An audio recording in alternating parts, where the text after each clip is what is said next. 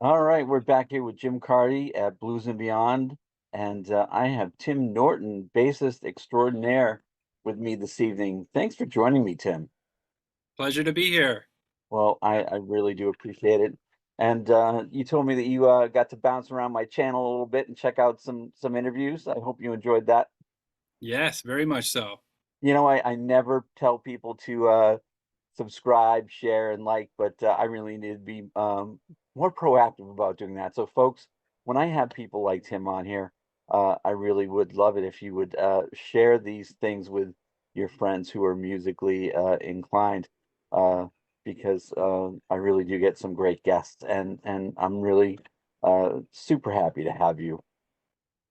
Yeah, happy to be here. Yeah. All right, man. Well, why don't you tell us a little elevator speech of who Tim Norton is and how he came into the music?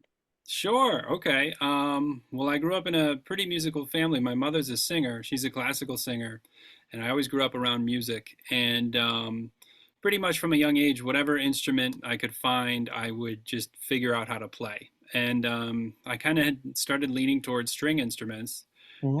And then it came upon a day, I think it was in second or third grade, where we were allowed to select instruments to play in the band or the orchestra. Hmm. And I selected cello. And the orchestra director said, "Nope, you're tall, you're playing bass." And it's been true love ever since. Wow, that's fantastic. So, yeah, I played all throughout school, and then I did undergrad in Boston professionally, and then moved to New York. You kind of Um, broke up there. So you went to Boston undergrad. Was that at Berkeley or where did you Yep, go? yep, Yep. at Berkeley, and then I bounced around there a little bit. Well, it's not After far. that. Went past that because that's no easy feat getting into Berkeley. Yeah, Um, yeah, So, did you study with anybody notable at Berkeley? Because oh the yeah. staff there is marvelous, and they bring in visiting professors and performances for the students. So, why don't you tell me about your time at Berkeley before we run past that fantastic part of your career? Sure. So Berkeley was really, really important to me because I really went from being just a kid who played music to being a professional. It Right. really all happened at Berkeley, and now I see students in high school who are already playing professionally. That was not me. I needed to Mm. go. I needed that. So my private teacher, for the most part, was John Lockwood, and Oh, wow. he really took me.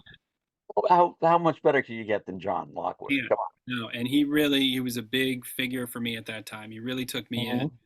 And I also played in the Ralph Peterson ensemble for a number of years. Loved Ralph. He was really my mentor overall at Berkeley. He took me in and I started playing with him professionally as soon as I got out. He gave me some of my first professional opportunities.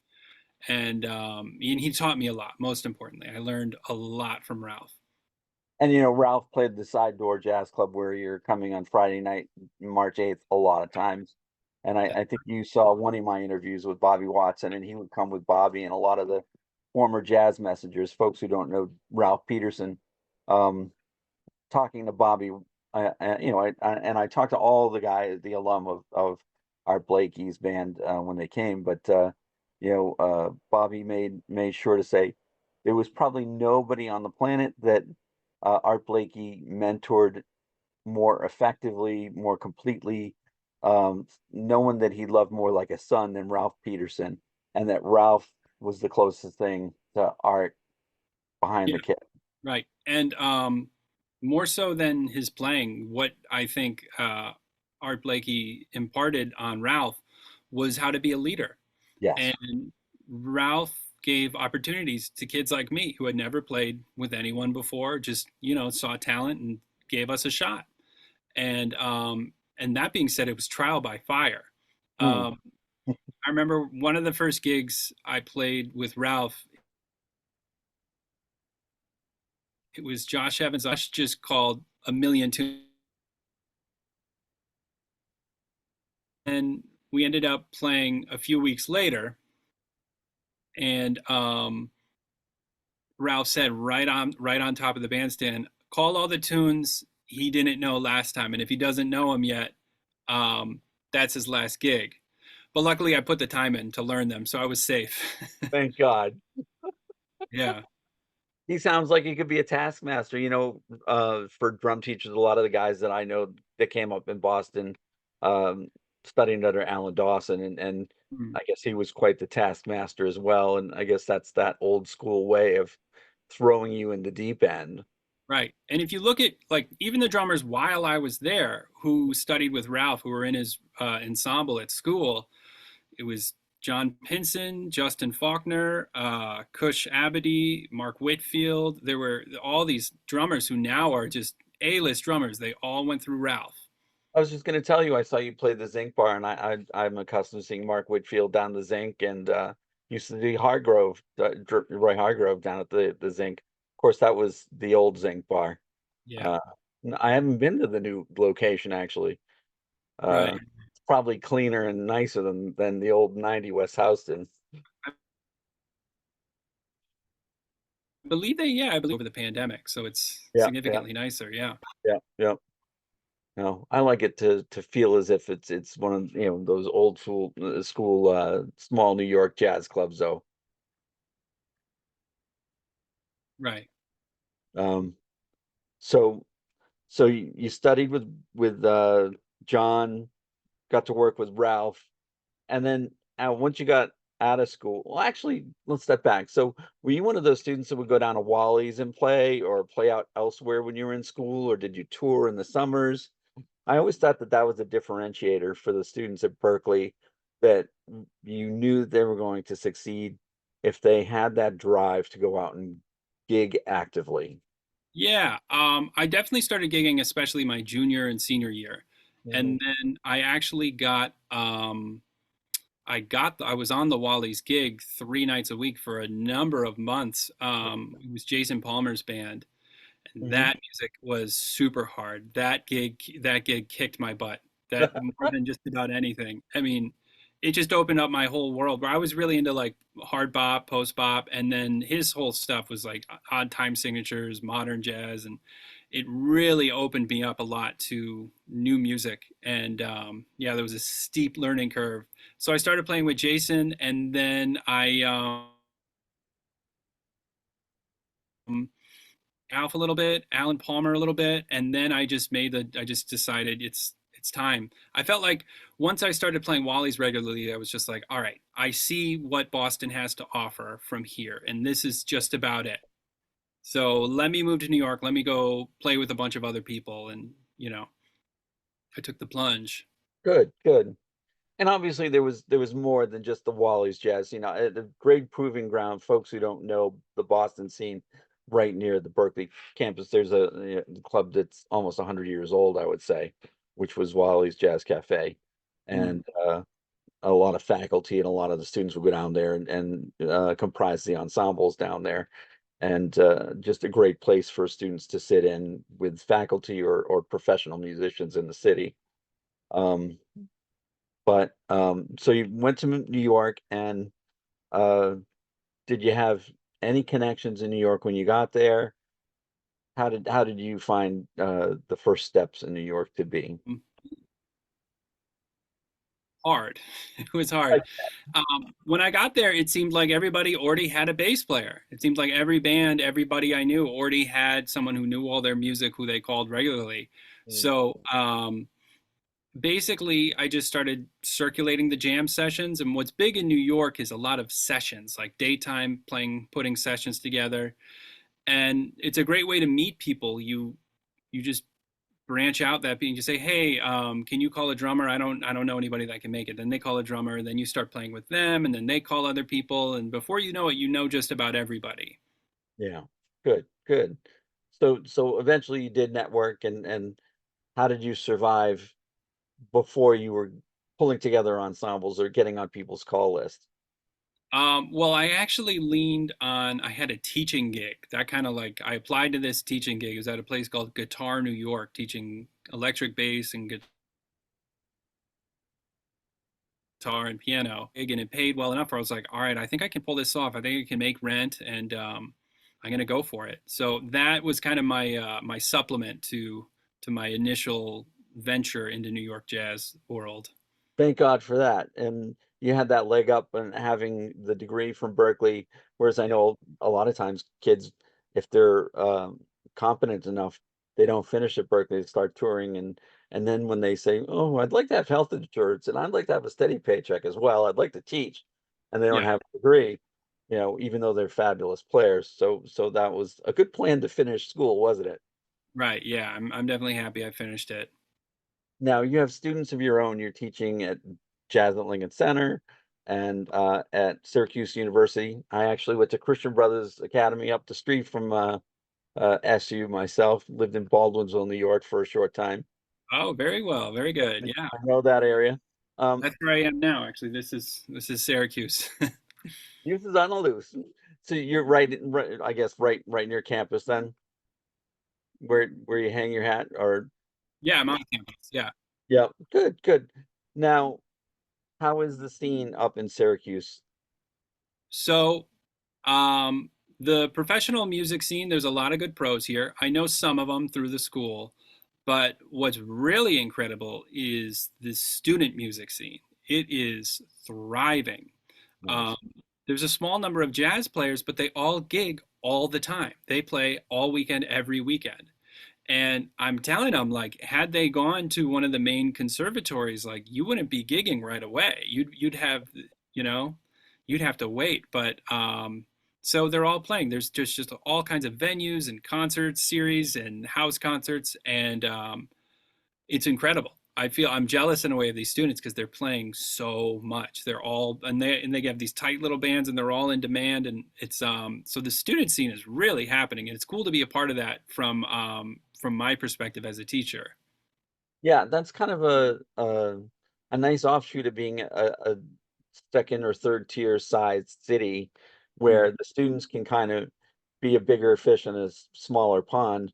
Whereas if you're in New York, as you said, you get to town and you're like, oh, geez, I gotta compete with you know, this guy and that guy.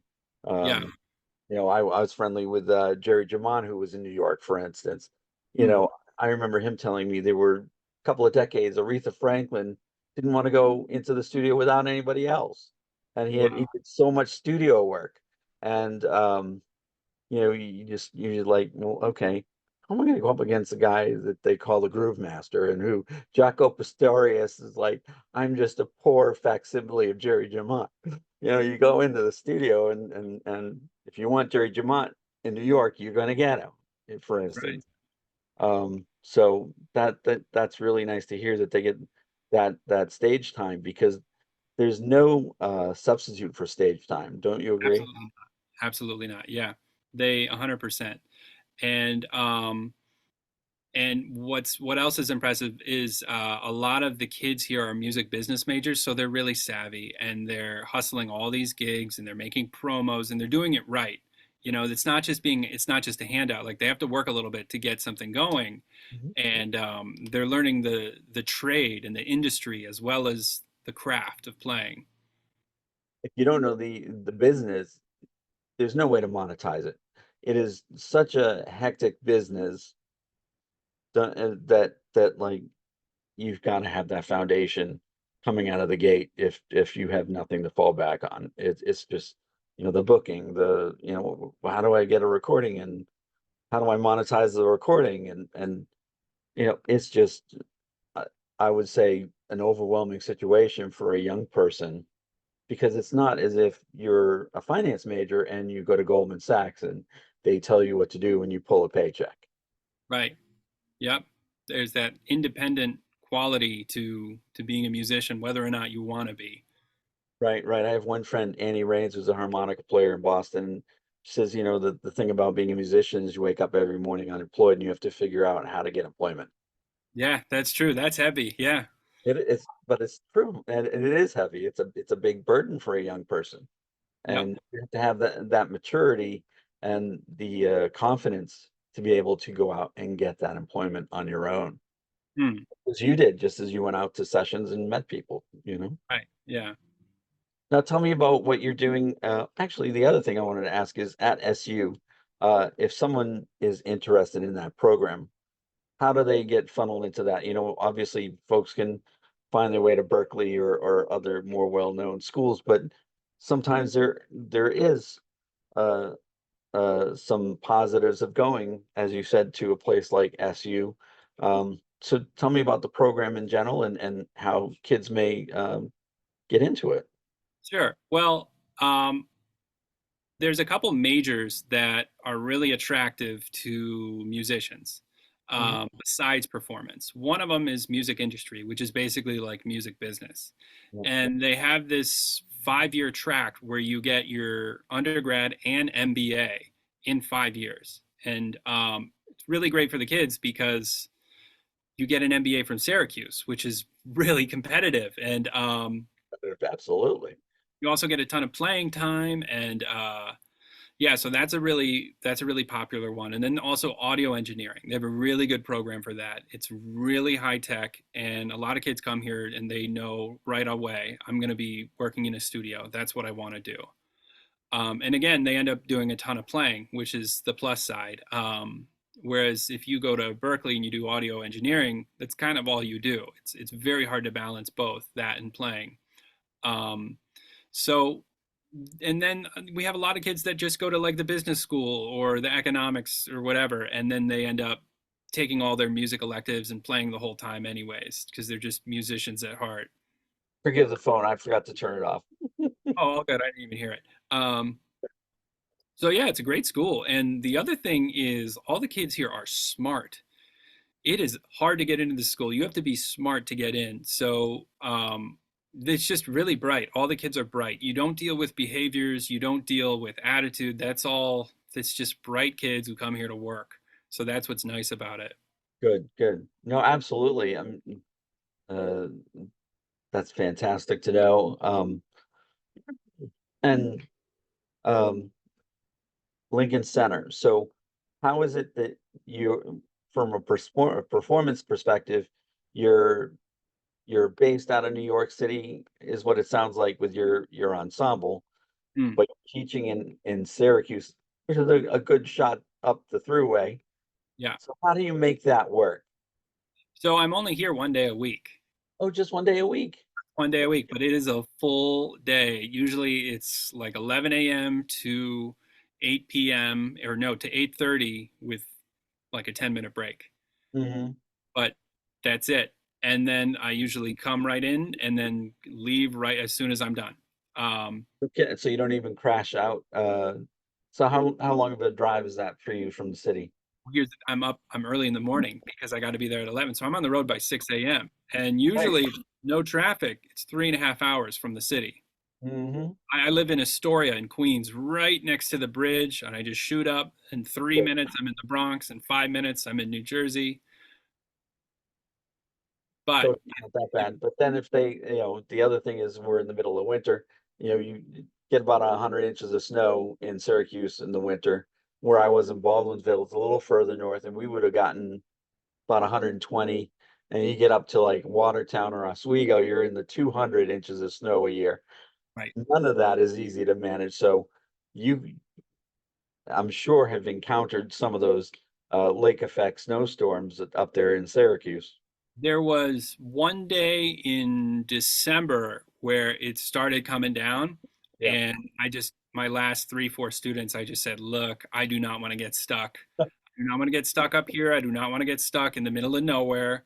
I'm leaving. We'll do a Zoom makeup. And they were cool with it. And then the first day of this semester in January, I had to turn around after 2 hours of driving. It was just a white wall for hours on end. And I just said, this isn't happening. So yeah, there's been 2 days, but between Zoom and makeups, like it's not too big of a deal. I'm able to make up the time to the students and we didn't really miss much. Good, good. And do you find Zoom as effective as being in person or almost as effective? I know that at Berkeley, a lot of the students and faculty tell me, there's all these different rehearsal spaces they have built out now and places that kids can gather either together with their faculty offline, away from usual schedule time. So, how do you make up for that time away from the kids physically? Well, I taught through Zoom all throughout the pandemic, so I got pretty good at it. And I feel like the main thing is because you can't play together, usually that part is thrown out the window. You Right. just have to go back and forth, repeating whatever melodic or line or whatever it is, and just a lot of back and forth. But I got pretty good at it, where I think I've had some really good, definitely beneficial Zoom lessons. Good, good, good. Okay, so the Lincoln Center program that you're connected with, how is that different from uh what you're doing up at SU?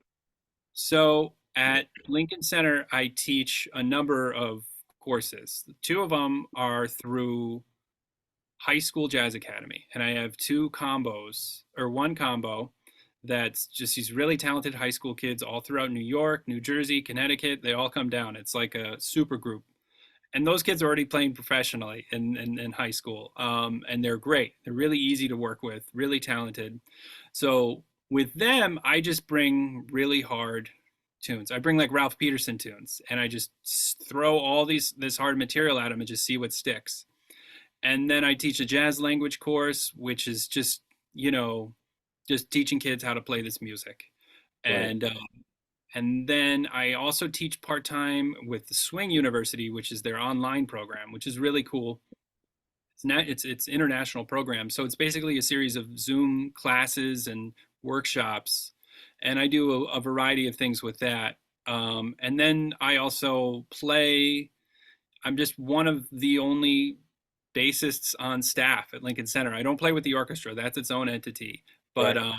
there's a bunch of combos and small things and little tours and just outreach programs that they have that I work with. End up doing a lot of playing throughout the year with them. That's fantastic. So do you have an office just down the hall from Winton, or I what's wish. He's got a corner suite, like a suite, as does it in really? multiple rooms, grand piano in there. Oh, he's got it. Yeah, he's got it made. Well, he has a Pulitzer Prize and a Grammy both. I think Yeah, he's the only person on the planet who's pulled that one off. yeah, Uh, I think he's worth it. He's cool. yeah, yeah. He's a And genius for sure. just a wonderful ambassador for the music too. I can't say enough about every time I get to spend time with Winton, and um, you just have he's one of those guys that radiates that thing, that Yep. magnetism, and yet he's down to earth and so loving, and he's one of those people that loves humanity, loves the music, wants to pass it on, so generous with his time, his talent. Yeah. Um, and thank God for places like Lincoln Center that gives him that megaphone, and for people like yourself. I mean, it takes more than just one person to make that happen, right? Oh yeah, they have some great people. Like I love my colleagues there. Hmm. Everybody's dedicated, you know. No one works there. Everybody loves jazz. Let me put it that way. Because Good, no good. one's on the fence about it. Everybody's all in. And that's kind of a knock. Berkeley, I don't think is really touting itself as the place to go for jazz any longer, and that to me made me really sad that Yeah, uh, there's been it's a huge shift yeah. in, Are you in seeing that that's a challenge overall in the taste of kids coming to school? Because obviously the best students in high school go into jazz band, right? I mean, that's still the case, I assume.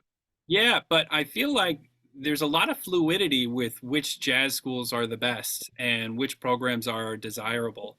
And having this group of talented juniors and seniors is really eye-opening because the schools that were the top schools to me were New School, NEC, Berkeley, Manhattan School of Music, Mhm. and they're not interested in any of those. They're not interested in Berkeley. They're not interested in any of them. No kidding.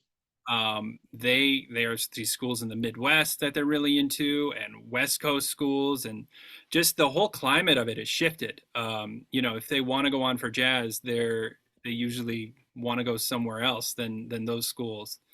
And so I'm noticing that there's definitely a big shift, and there's a lot of fluidity in which schools are desirable.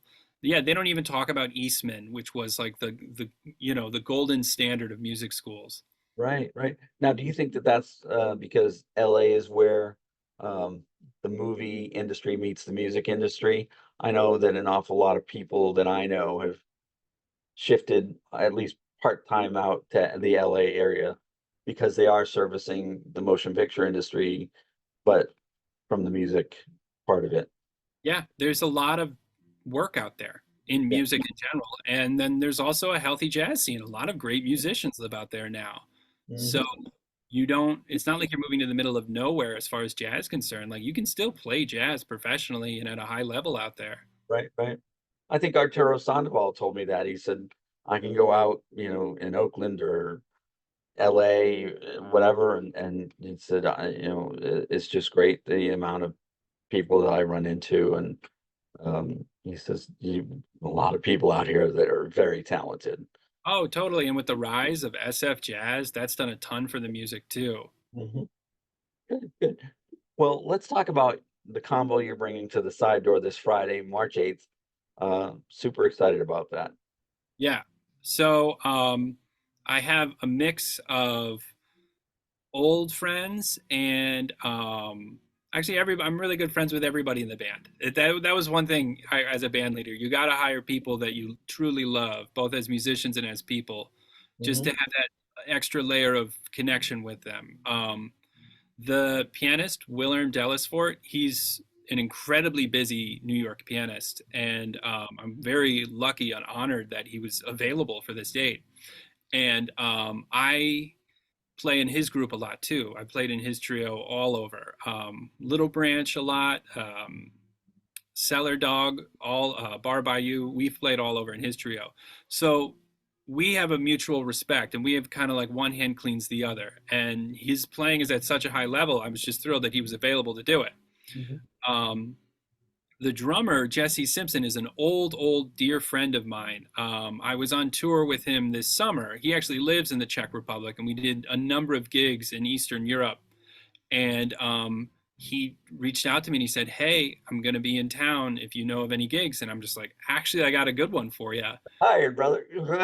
Yeah. So yeah, really close friend. Really like he's now becoming, if he hasn't yet, he's one of the top European modern jazz drummers. So that's the rhythm section, and then Pat Brennan on guitar, who's actually from Old Lyme, Yeah, and you were telling me that. That's really great. yeah, so he's from that town. He's a solid New York guitar player. He plays all over town and plays with a bunch of great people, and we've worked together in a number of settings. And I wanted to get him on it for a couple reasons, but we had been talking about like, man, it might be cool to do if we could do something at the side door together. Mm, Um, so it worked out. And then finally on tenor saxophone is Seth Trachy, who's he's been playing in my band for a couple years now, and mhm. he's an extremely unique tenor player. Really, what a voice! Really unique and brilliant playing. And he's been playing in my band, so he knows my music really well, and he knows the vibe and what to bring and everything. So he's a good friend too. So yeah, I'm really excited about this group. We rehearsed; it's coming together. So Good, good, good. Now, did you let Ken, the owner of the side door, know that your guitarist is from Old Lyme? I did mention it to him. Yeah, yeah. Good, good. But more importantly, I let him know one thing about Jesse, the drummer. Jesse is a cymbal smith. He makes drum cymbals. Oh, well, because Ken's a drummer, and Oh yeah, they're gonna have a lot to talk about. And that Jesse's bringing a whole fleet of his own latest and greatest. So yeah, I'm sure Ken's gonna want to pick his brain about that. that's awesome. So, are you bringing any product to sell to the audience? Do you have a current release and any releases in your purview to come out with in the future? Yes, I have one album, Visions of Phaedrus, which was released November of 2022. I will be bringing CDs. I still have some left, and those will be for sale. I always say, you can, if you'd like to take apart a piece of the night home with you, you can buy a CD. And yeah, people do. They still buy CDs, and it's really cool. And that's just what it is. It's just a more so than like listening to it on compact disc, because a lot of people are streaming now. It's just a way to remember the night. It's just a little token of the evening. And I love it. If I really enjoy an artist, I consciously go out and buy a CD to support what they're doing. yeah, Um, it's a great way to put money directly in their pocket. You really don't know how much of the money from a gig is making its way to an artist, and a lot of it can get diverted to booking agents and bullshit, as we like to say. But you know, uh, that CD money is going in the artist's pocket, and they really need it, and they needed to be able to produce these recordings too, because you don't have Blue Note going out and funding a ton of work these days, or any label. Oh Uh, yeah, Everything is self-produced, and it all takes money and effort and time. And if we don't support you artists, then who else will? right. Yeah. So So and then I am ready to cut another record. I'm meeting with some folks. I'm trying to get some ducks in a row as far as like a producer and funds and trying to get that all squared away. I think hopefully I'll be able to record again in the fall. good, good. Some of my artist friends do a great job pre-funding, whether it's through GoFundMe or other websites out there, and doing pre-sales. Have you considered that? Yeah, yeah, I'm not quite there yet. I have some people in mind that I want to record with Yeah, and and then yeah, I'm just trying to I'm figure out a little more. And then I think if anything I'll do crowdfunding after the recording yeah. to help with like all the mixing, mastering, publicist, all that stuff. Right. There's so much to it that folks don't realize, that it's not just go in the studio, lay it down. Yeah, absolutely. Yeah. Good, good. Well, this was fun, Tim. I can't wait to see you on Friday. Oh, And I'll be sure to get down there early. It's general seating, so uh, there's a cattle call about an hour before the show starts to get a good seat, and I can't wait to get a good one for this. I know it's going to be hot. You have a great instrumentation in the band, and from what I've heard of your recording, it's going to be a great show. yeah, we're excited to play. We're all rehearsed and ready to go, and it'll be a really fun show. Good, good, good. It's so great to get a music educator in the room too, because I feel like you have that energy from the young people that you're bringing it every day, because the kids do keep you energized and vibrant, don't they? Well, yeah, and actually, some of my students might be coming and sitting in, which is, Really yeah, wonderful. that's big for me. Letting them come and play at a venue like that, that's important to do with students that are talented, Well, absolutely support that. That's really kudos to you for allowing that. Good. Another thing that Art Blakey would do, right? Right. And, Yes. and just as you said, and Ralph passed it on, and so on and so on. So wonderful. Well, we will see you in a few days, and I will have this up on YouTube very shortly for you to share to your fans there, and we'll get some excitement behind it. Awesome. Thanks so much. I really appreciate this. Well, I appreciate the time you spent so much, and we'll talk soon. All right. Have a great night. All right, bye, Tim. Bye later.